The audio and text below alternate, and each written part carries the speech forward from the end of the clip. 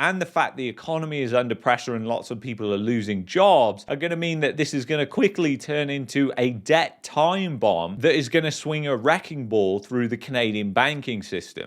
Well, the GDP numbers came out and they were absolutely terrible, showing that the economy is in a recession, as I've said many, many times on this channel. We are basically in the depths of a recession right now, and the government's figures, they're not even correct. They are completely manipulated. So we just had the number that came out for August that showed the economy flatline. We had the preliminary number for September as well, which was also showing the economy flattened, which will essentially mean that Q3 is likely going to be a negative quarter for Canada, and that will mean that Canada is essentially in a recession right now. But obviously the central planners, the mainstream media are going to come out and they're going to say this is just going to be some Goldilocks recession. This is going to be the shallowest recession on earth. Everything's going to start improving in the new year. And that's what they're just going to think, when that is the complete opposite of what is happening. The economy is deteriorating. The housing bubble has popped in Canada. Certain parts of the housing market are absolutely crashing. There is no other way of describing it. There are still some areas that are showing some resilience, but that is literally fueled by just stupidity and hysteria again. Places like Calgary, for example. There is no fundamentals that are backing any of these places that are rising. And like I said, it is just fueled by hysteria and, quite frankly, people just being stupid. I mean, does it sound like a great idea to go and make a massive investment of buying a home before the economy tanks and heads into a recession? In fact, if the economy is already in a recession, does it make sense to buy a home? Of course, obviously not. That is totally stupid. So now the economic data is backing up what I've been saying for a long time, that Canada is in a recession. For the entire year, pretty much, we have heard from the mainstream media, from the government and the central planners, essentially saying that everything is fine. We're not going to enter a recession. And the Bank of Canada's growth forecasts have been completely wrong, just like their inflation forecasts will be completely wrong. And what we are seeing is the consumer is really hurt. The sentiment reports that I went through this past week just show how much the consumer is hurting. And you don't even have to go there. You just have to look on social media and online to open your eyes and realize how bad things really are. And just think about it. Right now, unemployment is low. Now, we all know that number is highly manipulated, just like any government number that is coming from Statistics Canada. However, it does kind of give us an understanding of where roughly employment is at. So employment is actually at a low right now, and obviously the labor market lags in a recession. So we're essentially staring at lots of people losing their jobs over the coming year. This is not going to be a good thing, obviously, and this is going to impact the economy, which is just going to worsen the situation for businesses and the situation for the housing market, as incomes are going to drop drastically. And even if interest rates come down, because unemployment is going up, and that is an even stronger driver for the economy, it's going to still mean that Canada maintains in this doom cycle that it's in. It almost seems like Canada is on the same path as Japan was. Essentially, Japan obviously went through the lost decade, really struggled after the real estate boom, but there was many parallels to what is happening in Canada and how Canadian real estate wealth has even grown globally. I mean, it absolutely shocked me how in late 2022, when I went to Mexico and I was speaking to developers in the Maya region, a lot of them were saying that most of the people who were buying these properties were Canadian, which kind of, you might think, oh yeah, that kind of makes sense, but not really when you consider the United States is obviously where you would think most people are coming from to invest in these properties. But no, it was mostly Canadians. And I think a lot of this came from the fictional wealth effect that was created by the housing bubble in Canada. And a lot of people were probably thinking that this is just going to last forever. They didn't really understand the drivers. And even if they tried to understand the drivers, the fact that they have such a bias because they have so much money tied up in it just prevents prevents them from really seeing the truth of what it really is. As Warren Buffett says, when the tide goes out, you begin to see who's swimming naked. And the tide is going out in Canada right now, but the tide is going to be going out for a long time. And that's what people kind of fail to understand. These cycles that have lasted decades don't just end in a matter of years. It takes a significant amount of time. Nothing goes down in a straight line. You have ups and downs that trap lots of people, and lots of people also will head into financial ruin, as many people are anyway, as we've seen from the surveys in Canada. So you have all these factors that are all converging on the Canadian economy right now, and the Canadian economy just does not look good, especially considering the US is lagging behind Canada in terms of growth. The US's growth has been much more choppy than Canada, and when you look at National Bank, they actually put out a projection about the savings rate, and actually it showed that in real terms people have no pandemic savings left. If you extrapolate the chart, it goes down to show you that people have no savings left, and the amount of savings that they have has gone back to 2019 levels. But this is also not taking into account the massive amount of inflation, the fact that people's wages have declined in real terms, and the fact that the government's numbers only tell one side of the story. The government's numbers are highly manipulated, especially for the CPI. In 1992, the Bank of Canada started targeting inflation at 2%, and since then the CPI has got more and more manipulated. And if you were to adjust wages for the 1980 CPI using shadow stats, you'd be talking that cumulatively over the past 2 to 3 years, you've seen people's wages decline near 20%. Just think about that, because people have actually managed to somehow hang on during that environment. And obviously we've seen what they've managed to do. They've turned to other methods, including forms of credit, in order to hang in there. But obviously with the rising debt burden, the rising cost of interest rates, and the fact the economy is under pressure and lots of people are losing jobs, are going to mean that this is going to quickly turn into a debt time bomb that is going to swing a wrecking ball through the Canadian banking system. You've already seen so many videos from myself about different banks like BMO, Scotiabank, and CIBC, and they've all been saying how they're essentially contracting their business, they're trying to raise capital to shore up their balance sheet ahead of default. But as we know, as we've been through on this channel many times, the amount of credit these Canadian financial institutions have lent out has been absolutely insane. And it gets more insane when you actually compare them to a US financial institution, which is by no means a good thing to compare it to, but it shows how completely out of whack the Canadian banks are compared to the liquidity they have versus the amount of loans they have. And what that essentially means is even just a small percentage of loans head into default, these banks can have liquidity troubles pretty quickly. And obviously the Canadian dollar hasn't been doing very well since the Bank of Canada has sat on pause, and since the Canadian economy has entered a rapid state of decline. I mean, literally the Canadian dollar really started to amplify the sell-off when the GDP report came out last month. And we've seen once again, as of the time of recording this, the Canadian dollar has once again sold off on the back of the GDP report that we just had this week. So the Canadian dollar is not in a good place either, and that is going to impact inflation. So obviously if the Bank of Canada comes in and cuts rates at any point before the US, what's that going to do to the Canadian dollar, and what's that going to mean for inflation? I mean, I can see a case for inflationary pressures actually rising, especially when you consider what's going on in Panama, which absolutely zero people are talking about. Essentially in Panama right now, the canal is at really low levels. The backlog of ships is mounting, and that is once again causing a global trade bottleneck that is happening down in Panama. Couple that with a widespread country protest and shutdown could mean that inflation rises for many countries. So obviously, what should you do in a situation like this? Now, I can't give you direct personal advice because I don't know your situation, but it makes sense to have insurance, things like gold. It makes sense to diversify your banking. And really, you just have to be very, very careful about making any big purchases, especially considering buying real estate, considering where it is right now in such a precarious place. And as time goes on and we head deeper into this, it's becoming more of a mission of mine to help create content that actually actually helps people save money, little financial hacks. And if that's something that you want to see, let me know in the comments, please, below. Because I think that during these times, we need things like this, no matter how stupid I think they are. Things that I use myself all the time to save money. People could really benefit from these things during these really hard times that are ahead. If you've enjoyed this video, you might like this video here. You might like this playlist that I picked out for you. If you're looking for a VPN, you know where to go, and you need a VPN because of the censorship bills that have been passed in Canada. Go to expressvpn.com/marketmania. There's a link right there if you want to click it on your screen. See you in the next video. Take care.